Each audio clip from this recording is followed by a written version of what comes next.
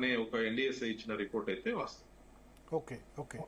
So ఇప్పుడు మేడిగడ్డ ఇప్పుడు NDSA ఆ టెస్ట్ చేస్తే తప్ప చెప్పలేదా మేడిగడ్డ సేఫా కాదా అన్నది? అంతే. ప్రైమరీ రీజన్ ఏంటి? ప్రైమరీ రీజన్ కాంట్రాక్ట్ సంస్థ నిర్లక్ష్యం అనిపిస్తుందా, ఇంజనీర్ల నిర్లక్ష్యమా, లేకపోతే కొద్దిమంది అంటారు ప్రతి ప్రాజెక్టు కూడా ఇటువంటి రావడం కామన్ అని కూడా చెప్తున్నారు.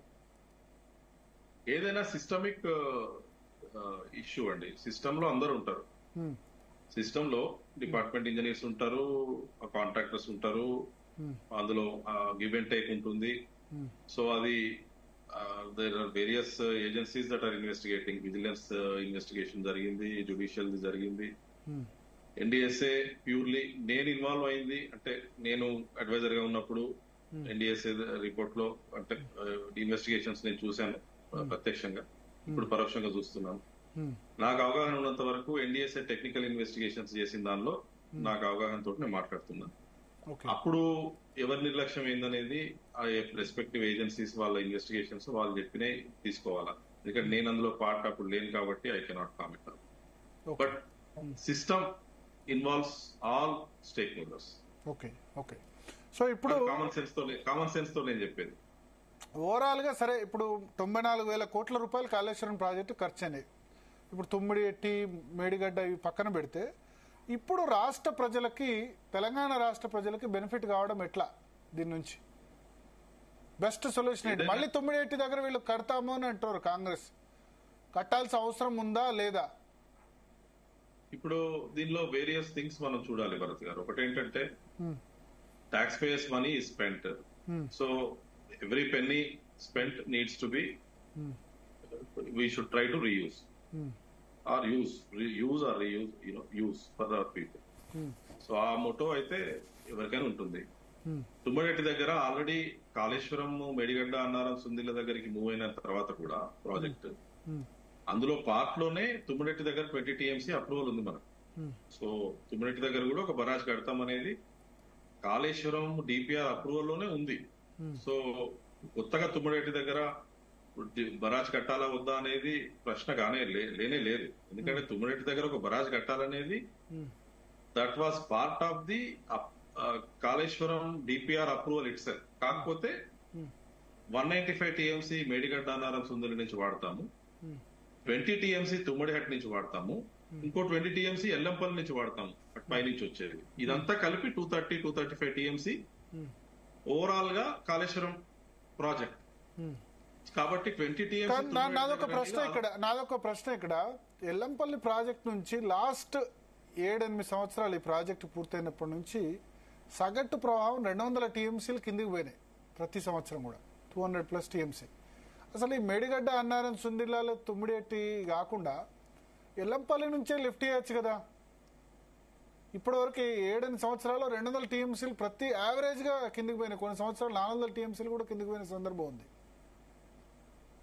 ఇప్పుడు లాస్ట్ టైం కూడా ఏంటంటే మేడిగడ్డ, అన్నారం, సుందిలకు లిఫ్ట్ చేయడం, ఎల్లంపల్లి దాకా లిఫ్ట్ అయిన తర్వాత ఎల్లంపల్లికి ఫ్లడ్ వచ్చి మళ్ళా దాన్ని వదిలిపెట్టడం జరిగింది. ఇప్పుడు ప్రాజెక్ట్ లొకేషన్స్ ఐడెంటిఫై చేస్తున్నప్పుడు ఎట్లుంటుందంటే భరత్ గారు, ప్రణహిత నుంచి పైనుంచి G7, G8 సబ్ బేసిన్స్ నుంచి మనకు ప్రణహిత, వార్దా సబ్ బేసిన్స్ నుంచి వచ్చేటివి, అక్కడి నుంచి ప్రణహిత నది నుంచి వచ్చి కాన్ఫ్లుయెన్స్ మేడిగడ్డ దగ్గర గోదావరిలో కలుస్తుంది కాబట్టి ఆ వాటర్ ట్యాప్ చేయొచ్చు ఆ లొకేషన్ లో. ఇటు గోదావరి నుంచి వచ్చేది కూడా ఆ ప్లేస్ లో ట్యాప్ చేయొచ్చు. కాబట్టి ఆ junction more viable for taking water from both Pranahita river and Godavari. అయితే మీరు అన్నట్టు తుమ్మడిహట్టి దగ్గర 165 TMC కట్టుంటే most of the Pranahita sub basin water మనం అక్కడ ట్యాప్ చేసేవాళ్ళము, most of the Godavari water Yellampalli దగ్గర ట్యాప్ చేసేది. సో అప్పుడు మీరు అన్నది వర్కౌట్ అయ్యేది. సో ఇటు నుంచి వచ్చే నీళ్లు ఎల్లంపల్లి నుంచే స్టోర్ చేసుకుని లిఫ్ట్ చేసుకునేది ఉండేది. ఎప్పుడైతే మనము అది ఇక్కడికి మార్చినాము, సో మన అప్పుడు స్టేట్ గవర్నమెంట్ ఇచ్చిన ప్రపోజల్ మేము 185 TMC ఇక్కడి నుంచే వాడుకుంటాము, ఇక్కడి నుంచి మేము లిఫ్ట్ చేసుకుంటాం ఎల్లంపల్లికి అని మనం డిజైన్ ఇచ్చినప్పుడు project approval authority CWC 195 TMC Medigadda దగ్గర ఇచ్చింది. ఎల్లంపల్లి దగ్గర ఎంత వాటర్ అవైలబిలిటీ ఉంటుంది మనకు? 20 స్టేట్ గవర్నమెంట్ ఏం చెప్పిందంటే మేము 20 టీఎంసీ ఎల్లంపల్లి దగ్గర ఆపుకొని అక్కడ నుంచి లిఫ్ట్ చేసుకుంటాం. 20 టీఎంసీ స్టోరేజ్ ఉంది, కానీ వాటర్ అవైలబిలిటీ ఎంత ఉంటుంది సగటున? వాటర్ అవైలబిలిటీ 195 టీఎంసీ ఏదైతే 230 టీఎంసీ ఏదైతే కాళేశ్వరం ప్రాజెక్ట్ కు వాటర్ అవైలబిలిటీ చూసినామో అందులో 195 మేడిగడ్డ దగ్గర అప్రూవల్ ఉంది. అంటే స్టేట్ గవర్నమెంట్ అడిగింది, సిడబ్ల్యూసీ అప్రూవ్ చేసింది. ఆ 195 పోను 20 టీఎంసీ ఎల్లంపల్లి దగ్గర, 20 టీఎంసీ తుమ్మరెడ్డి దగ్గర సిడబ్ల్యూసీ క్లియరెన్స్ ఇచ్చింది. That means state has asked we will use only 20 TMC at Yellampalli. CWC దానికి అనుగుణంగా అప్రూవల్ ఇచ్చింది. అంతకంటే ఎక్కువ సిడబ్ల్యూసీ అక్కడ ఇవ్వలేదు. ఎందుకంటే కింద మీరు ఆల్రెడీ 195 తీసుకుంటున్నారు కదా. ఎల్లంపల్లి నుంచి మేడిగడ్డకు పోయే నీళ్ళే మీరు అక్కడ కింద ట్యాప్ చేస్తామని అన్నారు కదా. Okay okay okay. సో ఇప్పుడు వర్షాభావ పరిస్థితులు ఉన్నాయి, ఇప్పుడు ఏం చేయాలి? అది వెరీ ఓపెన్ ఎండెడ్ క్వశ్చన్. ఎందుకంటే టైం లేదు సార్, అంటే టైం లేదు. మీరే ఇప్పుడు ముఖ్యమంత్రి అయితే మీరు ఏం చేస్తారు? అది చాలా పెద్ద విషయం కానీ కావడం అంటే డిసిజన్ అంటే ఇప్పుడు రాష్ట్ర ప్రజలు అయితే ఇబ్బంది పడకూడదు, రైతులు ఇబ్బంది పడకూడదు కదా. ఇప్పుడు 50% కూడా సాగు జరగలేదు, కానీ గత 7 సంవత్సరాలుగా ఇప్పుడు 2014-15 విపరీతమైన డ్రాట్ మీకు కూడా తెలుసు. దేశవ్యాప్తంగా డ్రాట్, తెలంగాణ కూడా డ్రాట్. బట్ 16-17 నుంచి ప్రతి సంవత్సరం వర్షం పడ్డది. ఇవాళ ఫస్ట్ టైం జూలై 16 వచ్చింది, -26%. ఇక్కడ రాయలసీమలో అయితే 50% పైగా లోటు ఉంది. అటు గోదావరి బేసిన్ ఇప్పుడు మనకు వచ్చే మరాఠ్వాడాలో కూడా దాదాపు -40% లోటు. దేశం మొత్తం సర్ప్లస్ రెయిన్ఫాల్, 15% సర్ప్లస్ రెయిన్ఫాల్ ఉంది. కృష్ణా బేసిన్ లో పర్లేదు, కృష్ణా బేసిన్ లో నల్గొండలో వర్షాలు లేవు, 50% లోటు వర్షపాతం. కానీ ఈ శ్రీశైలం, నాగార్జున సాగర్ ఆల్మోస్ట్ శ్రీశైలం నిండింది, నాగార్జున సాగర్ కూడా నిండే విధంగానే కనబడుతుంది ఇప్పుడున్న పరిస్థితి చూస్తే. ఇప్పుడు భరత్ గారు 2 విషయాలు. ఒకటి, వర్షాభావం ఉన్నప్పుడు మాక్సిమము మనకున్న స్టోరేజెస్ నుంచి మనం ఎంత వీలైతే అంత వాడుకునేటానికి ప్రయత్నించాలా. ముఖ్యమంత్రి గారు కానీ ఎవరైనా కానీ ఫీల్డ్ లో ఉన్న సిచ్యువేషన్ ను బట్టి, అక్కడ ఉన్న కన్స్ట్రెంట్స్ బట్టి డిసిషన్స్ తీసుకోవాల్సి ఉంటుంది. ఫీల్డ్ ఇంజనీర్స్ రిపోర్ట్స్ ఇస్తారు, సేఫ్టీ ఆఫ్ ది బరాజెస్ కానీ, లేకపోతే మనకు స్టోరేజ్ ఎంత ఉంది, లొకేషన్స్ ఎంత ఉంది అనేది కానీ. One of the fundamental flaw that Telangana state has faced ఇప్పటి వరకు, fundamental flaw, basic flaw I would say, మనం గోదావరి మీద స్టోరేజెస్ ఏర్పాటు చేసుకోలేకపోయాం. మీరు ఇప్పటి వరకు చూస్తే బరాజ్ అని మాట్లాడుతుంది, కానీ శ్రీరామ్ సాగర్ ప్రాజెక్ట్ తర్వాత మీరు చెప్పండి ఒక్కటన్నా స్టోరేజ్ లొకేషన్ ఉందా? మేజర్ స్టోరేజ్ లొకేషన్ మనకు 968 టీఎంసీ మనకు అష్యూర్డ్ వాటర్ 75%. అంటే లిఫ్ట్ తప్ప వేరే మార్గం లేదు అంటారు కదా తెలంగాణకు. ఎవరన్నారండి లిఫ్ట్ తప్ప? ఎవరన్నారు? ఎందుకు భరత్ గారు నేను సింపుల్ టెక్నికల్ పారామీటర్స్ చెప్తాను. ప్రణహిత వచ్చి కన్ఫ్లుయెన్స్ గోదావరిలో అయిన లొకేషన్ ఒకటి, ఎస్ఆర్ఎస్పి తర్వాత పోచంపాడు ప్రాజెక్ట్ తర్వాత చెప్తున్నాను. ఇంద్రావతి వచ్చి ఇంచంపల్లి దగ్గర లొకేషన్ ఒకటి. మీరు మేజర్ డ్యామ్ కట్టుకుంటే ఎవరు వద్దండ్రు. Those are the 2 locations. In fact Inchampalli location GWDT లోనే మీరు సూరారం దగ్గర కట్టాలని ప్రపోజ్ చేసినట్టున్నారు కదా. ఎగ్జాక్ట్. సూరారం అంటే ఎక్కడ? ఇది ఇచ్చంపల్లి దగ్గర, మేడిగడ్డకు ఒక 5-6 కిలోమీటర్ దూరంలో ఉంది.